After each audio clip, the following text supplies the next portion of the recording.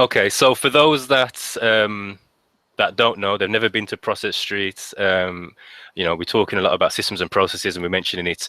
Just give us give us kind of the dummy's guide to what is Process Street. Yeah. So just quickly, and I think we kind of jumped into a few things, but just kind of a high level. Processes are important. They're important for a few things. They help maintain quality in everything that gets done. So everything gets done consistent, high level quality. They help you scale your company.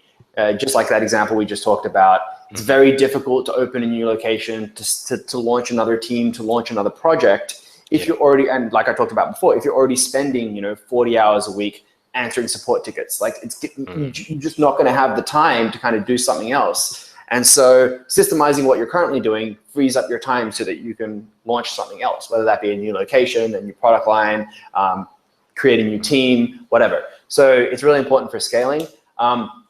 It helps with the sustainability and longevity of your company, because inevitably you're going to have employee turnover. And so when there are systems in place, it really helps the rehiring, retraining, and getting up to speed of those employees. It stops really important employees who hold a lot of the knowledge of how the processes work walking out on you with those processes in their head. If there's a manager that's like the main manager in your business, and he's the only person that knows how to do like the accounting and the reporting, and like suddenly something happens, he gets a better job offer, there's a family sickness, whatever, and he has to go. Yeah, that's not written down anywhere. Like your business will come to a halt straight away. And like you never know what's going to happen. Like bad things can happen, and those are the types of things that can really just like kill a business like that, right? And then just improving the efficiency. So like systemization automates things. So whether you want to launch new projects or whether you actually just want more time for yourself, you want to not be crazy, working your business 80 hours a week or whatever, it's important for all that. So there's two kind of main ways of building processes. In the past, kind of before computers and mainly before computers, automation was pretty hard. Like there was some automation, Henry Ford automating the factory. That's like a process. But generally processes and systems were essentially sets of tasks that people would have to do. So it's like, this is how we hire somebody. This is how we fire somebody. This is how we do this report. This is how we put it in a purchase order. This is how we cash a check. And all those things are processes that allow basically people to switch out. So if somebody moves to a different department, if somebody quits, somebody else comes in, they follow this process. But now with like the computer, the computer era, the internet era, there's like a kind of, it's come to a point where every person can actually access automation. You don't need to build a factory, right? You can just use Zapier or use a SaaS product, and that's going to automate part of your workflow. So there's like, that's like a kind of important thing to understand. Like there's kind of two different kinds of processes. So there's things that you can completely automate, and then things that still need to get done by people. The vision for Process Street is that we're a complete process management solution. So we help you both with the things that you automate and with things that need to get done by people.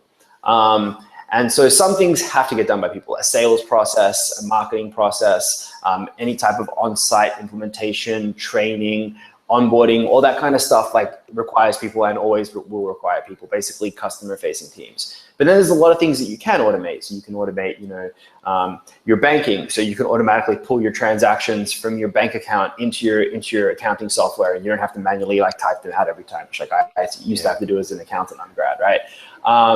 Or your signing of documents. So instead of like mailing a document and having somebody sign it and mail it back, you can use HelloSign or DocuSign and like automatically like have that contract signed digitally, and it keeps an audit trail. And that's a system, right? If you are currently spending 4 hours a day downloading a printed transaction from your bank statement and then typing in every transaction into a system, you shouldn't be writing a process as to how do I do that. You should be installing software that does that automatically, right? Like, so there are some things that like should be documented, you should create processes for, and there are some things that you should just completely automate.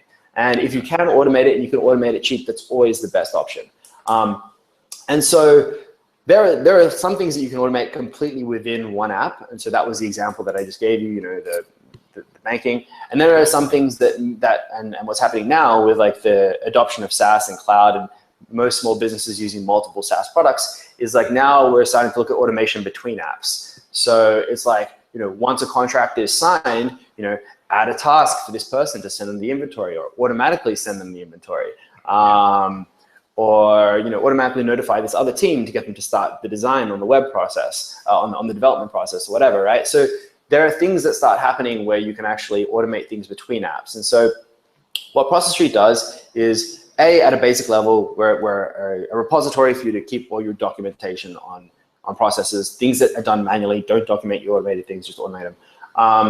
And then secondly, we're kind of taking that to the next level. So traditionally you have, okay, these are my documentation, and then somebody will come in, they'll read the documentation when they start, and then they'll go and they'll do the process, and then if they forget, maybe they'll refer to the documentation. What we're trying to do is we combine everything together. So we manage your documentation, but we also help you execute the workflow and track that that's being done effectively, and help you collaborate around that workflow. And then the next stage is we also are working to help you automate your workflows as much as possible between apps and different systems. One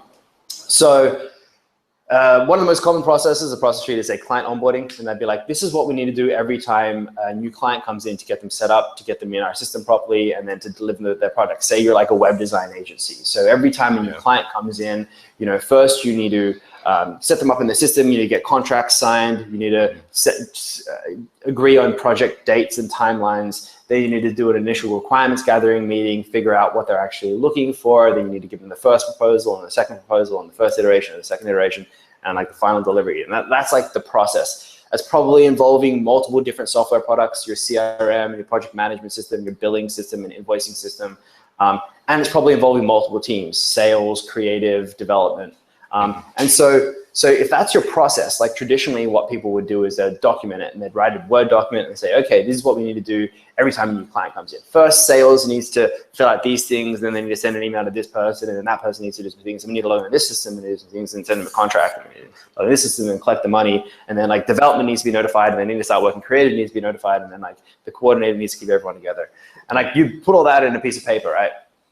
What we'll do is we'll actually take that document, put it into like a checklist workflow, and then like every time a new client comes in, we'll automatically trigger the process from Salesforce or whatever your CRM is.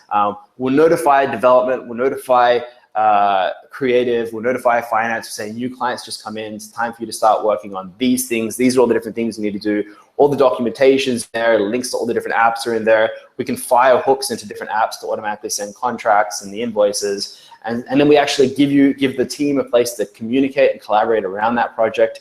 And we give an audit trail on everything that gets done, so you can do reporting and management can see like what the status is of all the different clients and where they're at with that onboarding. And so we're kind of like a process management platform on steroids. And the kind of end goal is, if you need to do anything with your processes, whether you need to document them, whether you need to track them or communicate around them, or whether you want to automate them, you're the place to go is Process Tree. Yeah. Wow.